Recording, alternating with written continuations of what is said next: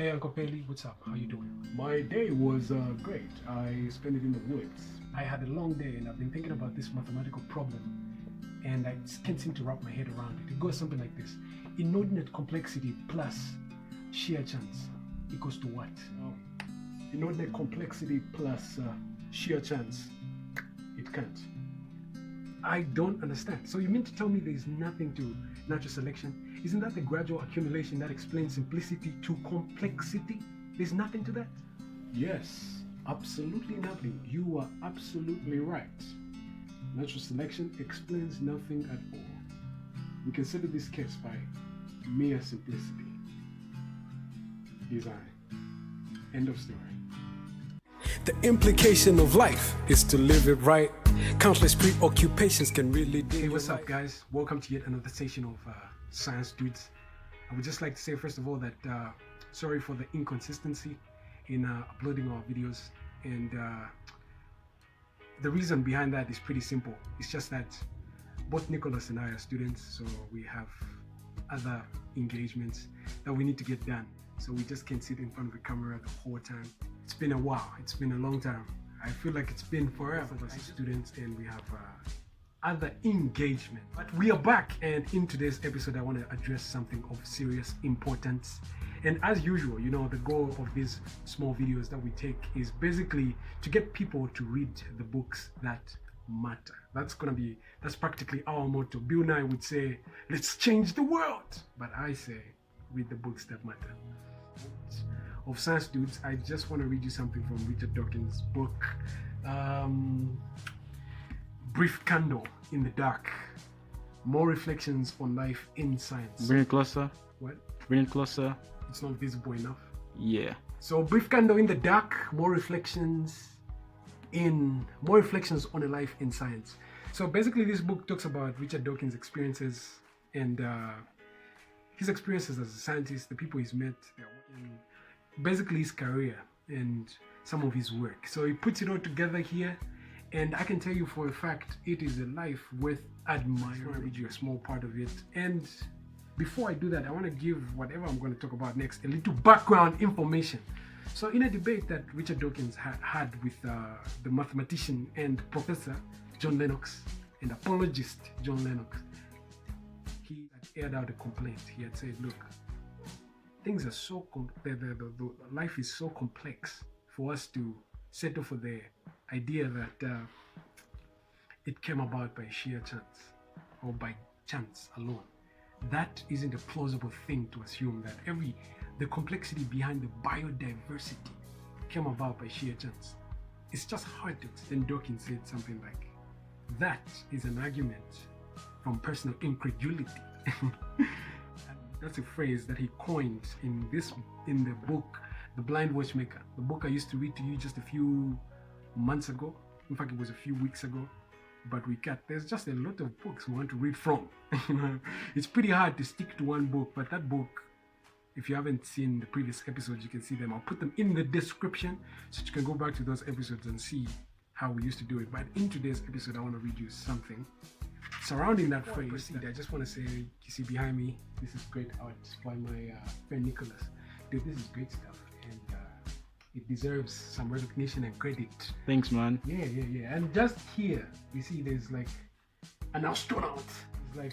It's like this is complexity that deserves artistic explanation. But you can't see it right now because it's in its infancy. You'll be seeing this piece of art progress as we go forward. Stay in there. This is great stuff. The word that Richard Dawkins coined, he explains it nicely here in this book, and I thought it was something interesting that I should read to you, like I have done in previous episodes. So it goes something like this. In The Blind Watchmaker, I coined the phrase argument from personal incredulity as a summation of the creationist principle argument. A less sarcastic rendering would be argument from statistical improbability or argument from complexity. For statistical improbability is the relevant measure of complexity and the relevant provoker of incredulity. How the argument always goes. A complex biological structure is extant, having many parts arranged in a precise way. Any random rearrangement of the parts wouldn't work. The number of possible rearrangements is calculated and found, of course, to be astronomically large. Therefore, the complicated arrangement kind of come about by chance. Therefore, here's where the argument shoots itself in the foot. God must have done it. Darwin himself devoted part of a chapter to what he called organisms of extreme perfection and complication. He began with the famous sentence, much quoted by creationists, and it goes something like this. To suppose that the eye, with all its innumerable contrivances, for adjusting the focus to different distances, for admitting different amounts of light, and for the correction of spherical and chromatic aberration. These words. What's wrong with the argument from statistical improbability, of course, is that natural selection is not a theory of chance. Natural selection is the non-random filtering of random variation. And the reason it works is that the improvement is cumulative and gradual. In The Blind Watchmaker, I illustrated this with the metaphor of a combination lock. For example, guarding the door of a bank vault. In the BBC Horizon film with the same name, I actually hummed up an attempt to open a real bank vault with a random number. The whole point of a combination lock is that you need stupendous luck to break in by random dial dwindling. But if the lock had a fault such that the vault progressively creaked open another chink every time the number on the dial moved in the right direction, any fool could break in. That's the equivalent of gradualistic natural selection. My later metaphor of Mount Improbable did the same explanatory duty. As briefly mentioned above, when I worked with Russell Bennings on the television film Root of All Evil, we simulated Mount Improbable in the Garden of the Gods at Colorado Springs. I was filmed standing at the side of the mountain, where achieving improbable in single step is equivalent to leaping from the foot to the summit to a single mount. Then the camera was reinstated in the continuity, so up the gentle gradual. He goes on to, we'll just fast forward, he goes on to say, of all the many reasons people give for theistic belief, the argument from statistical improbability is one I meet by far the most often. Frequently, as I said, it goes with a naive mathematical calculation of the stupendous odds against something as complex as an eye or a hemoglobin molecule coming into existence by chance. It also extends to the idea of the Big Bang as the origin of all things. Here are a couple of examples. So it goes like this. This is the example. It goes something like this. Imagine that someone told you that there was an explosion on a printing plant and that the ink spattered onto the walls and ceilings and formed an unabridged dictionary. Would you believe it? How much more unbelievable is it that everything in the orderly universe came about as a result of a random Big Bang?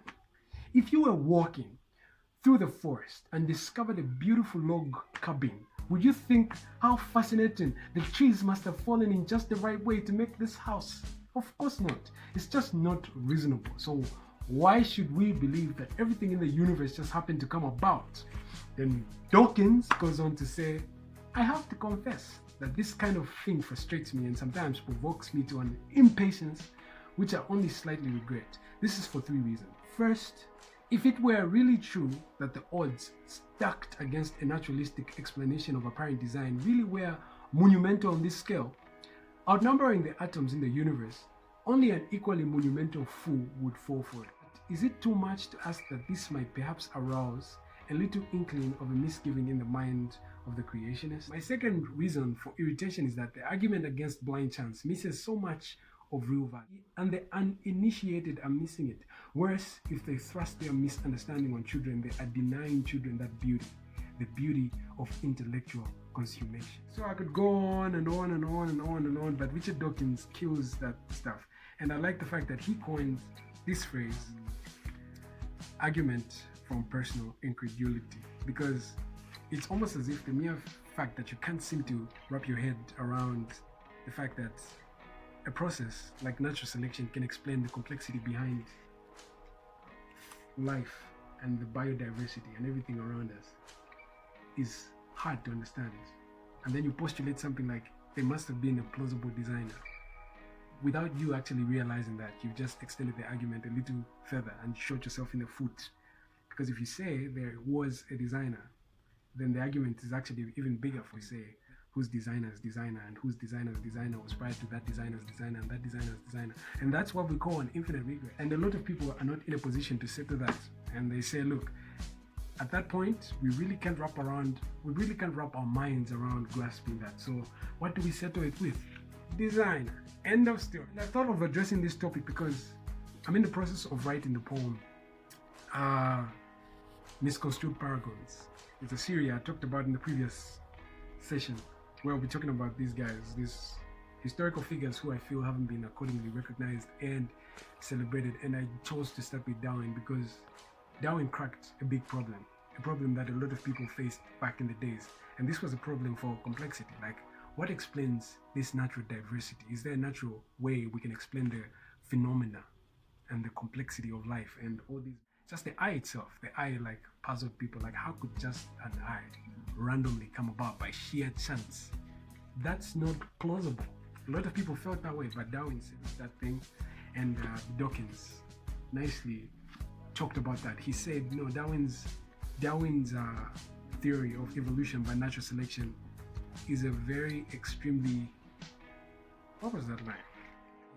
Dawkins really put it very nicely. He said, Darwin's theory of evolution by natural selection is supremely powerful, yet supremely simple. It really is one of the most beautiful ideas ever to occur to a human mind. People couldn't stretch that far.